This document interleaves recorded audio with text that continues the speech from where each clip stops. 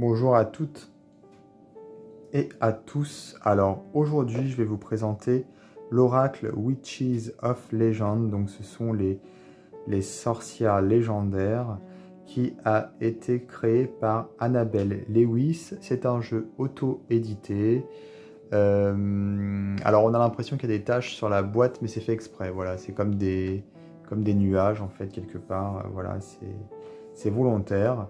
Donc c'est un jeu auto-édité, moi je l'avais eu sur Kickstarter, voilà, j'avais soutenu le projet, mais il est toujours disponible directement auprès de la créatrice. D'ailleurs je vais vous mettre dans la description de cette vidéo un lien vers sa boutique si vous voulez vous le procurer, donc ce sera plus facile. Il me semble qu'elle est américaine, je crois. Donc voilà la boîte, donc c'est une boîte qu'on ouvre comme ceci. À l'intérieur on a le guidebook. Et ici, donc, les cartes qui sont dans un socle en plastique. Donc, hop, on a ici un petit autocollant qui était offert en cadeau. Et ici, une petite carte. Voilà. Alors, je vais vous montrer déjà le guidebook. Le guidebook en papier glacé. Donc on a un texte d'introduction, méthode de tirage, et ensuite on a les significations des cartes. Donc on a le nom de la sorcière avec la signification et son mythe. Et on peut bien sûr mettre des notes en plus pour combler l'espace de la page, pour pas qu'elle soit blanche. Elle a marqué personal notes, mais c'est une bonne idée au final. Donc on a toutes ces sorcières là qui sont représentées et donc à chaque fois on a le mythe associé à la sorcière. Donc c'est pas des sorcières qui ont été inventées, hein, c'est vraiment des déesses, des sorcières en gros, voilà, qu'on retrouve dans plein de cultures différentes. Donc vu que là on est au mois d'octobre, je me dis que c'est pas mal pour la période puisque c'est bientôt Halloween. Alors les cartes, elles sont la tranche qui est dorée, elles ont une taille on va dire standard pour un jeu de tarot, elles sont brillantes. Voilà, moi j'aime pas les cartes qui sont brillantes et j'aime pas les cartes qui ont les tranches dorées, mais bon c'est comme ça, on n'a pas trop le choix. Je préfère les mates, les cartes mates qui finalement ont des tranches simples on va dire. Alors je fais un petit zoom pour les cartes. Comme ça, vous verrez un peu mieux. Le dos, donc le voici. Il a des reflets dorés, le dos un petit peu, donc c'est joli. Et donc, on ne peut pas faire la différence entre les cartes quand elles sont droites ou renversées. Alors voilà, elles sont très jolies. Pour le coup, vraiment, j'aurais préféré des illustrations peut-être un peu plus grandes pour le coup.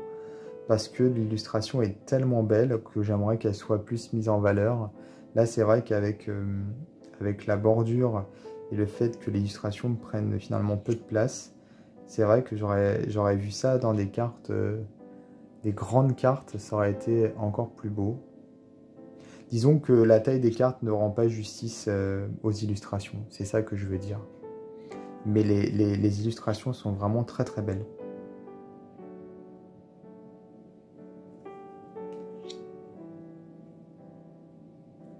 C'est tout en douceur, tout en poésie et en finesse, je trouve. Il y a quelque chose de très aérien. C'est à cause des taches, je pense, effectivement. Mais c'est vaporeux, c'est éthéré, j'aime beaucoup.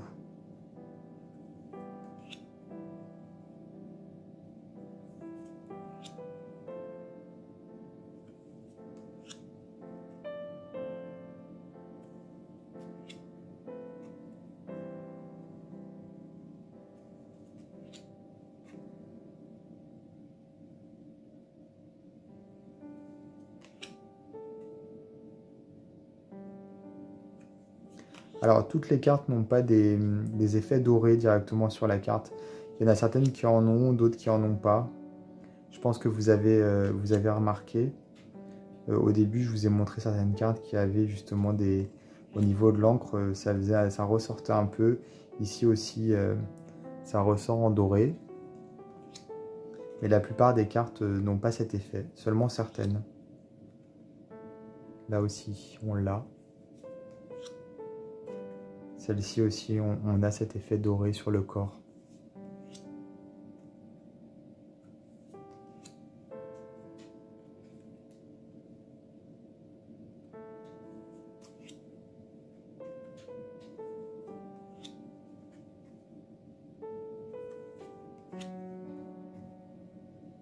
Je le trouve très joli ce jeu, vraiment. Mon seul regret, c'est effectivement de ne pas avoir des illustrations plus grandes pour que ça ressorte. Peut-être dans une prochaine édition, qui sait. En tout cas, j'aime beaucoup la boîte aussi, je la trouve très sympa. Elle est grande. Et c'est peut-être pour ça aussi, quand on voit la taille de la boîte, on s'attend à des grandes cartes pour le coup. Ça porte à confusion.